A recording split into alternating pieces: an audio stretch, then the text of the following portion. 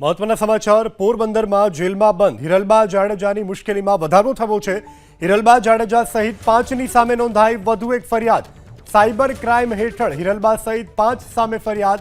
હિતેશ ભીમા ઓડેદરા, પાર્થ સોનઘેલાની સામે ફરિયાદ। મોહન રણછોડ બાજા, અજય મનસુખ ચૌહાણની સામે ફરિયાદ।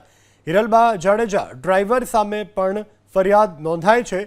4 રાજ્યમાં અંદાજે 4 કરોડનો સાયબર ફ્રોડ કર્યાની ફરિયાદ નોંધાઈ છે। તો પોરબંદરના જેલમાં અત્યારે બંધ છે હિરલબા જાડેજા, જેની મુશ્કેલીમાં વધારો થયો છે।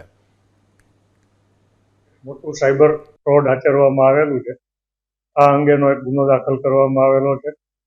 આ ગુનાની વિગત મુજબ પોરબંદરમાં કોટક મહિન્દ્રા બેંકની અંદર હિરલબા જાડેજા અને એના અન્ય સાથીદારોએ કેટલાક નાના માણસોના બેંક એકાઉન્ટ ખોલાવી અને આ એકાઉન્ટની અંદર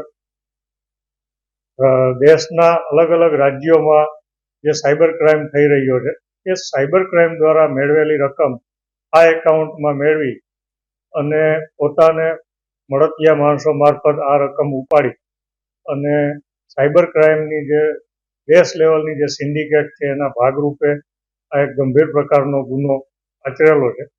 જે